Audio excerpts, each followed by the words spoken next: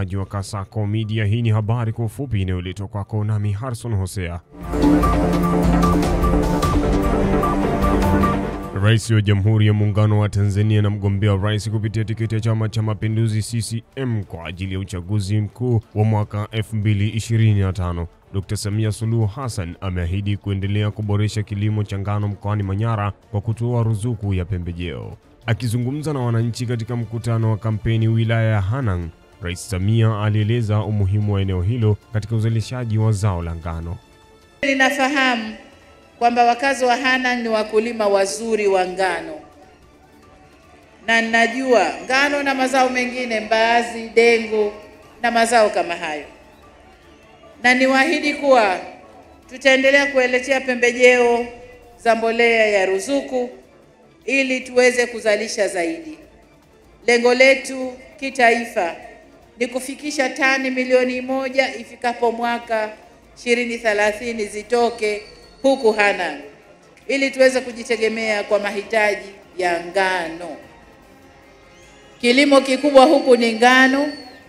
Kwa hiyo tunataka Hanang' ituzalishie ngano tani milioni 1 itakapofika 2030. Hatua tutakazozichukua pamoja na kutoa ruzuku za pembejeo, lakini tunakwenda kuyashughulikia mashamba. Waziri Mkuu Kassim Majaliwa ameagiza ofisi ya Rais, tawala za mikoa na serikali za mitaa TAMISEMI na ofisi ya management ya utumishi wa umma na utawala bora kuhakikisha kuna kuwepo na usambazaji wa walimu wenye uwiano kote nchini. Akizungumza wakati wa maadhimisho ya siku ya walimu duniani mkoani Geita, Majaliwa alisisitiza umuhimu wa kupunguza msongamano wa walimu katika shule za mijini na kuwaelekeza katika shule za vijijini ambako kuna upungufu mkubwa. Waziri Mkuu alitoa agizo maalum kwa wakuu wa wilaya, hatua hii ikiwa inalenga kuboresha ubora wa elimu kwa wanafunzi wa vijijini na kuhakikisha kwamba upatikanaji wa walimu haubaki kuwa changamoto.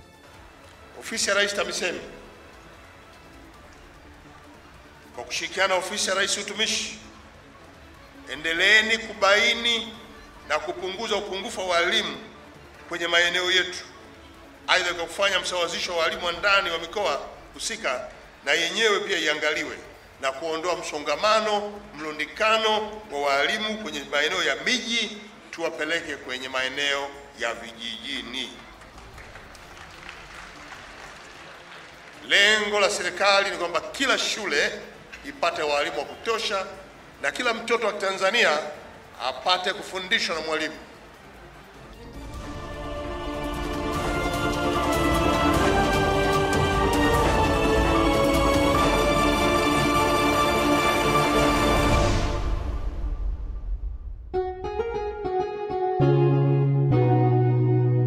Kasako Media, tunaangazia maisha, tunaandika kesho.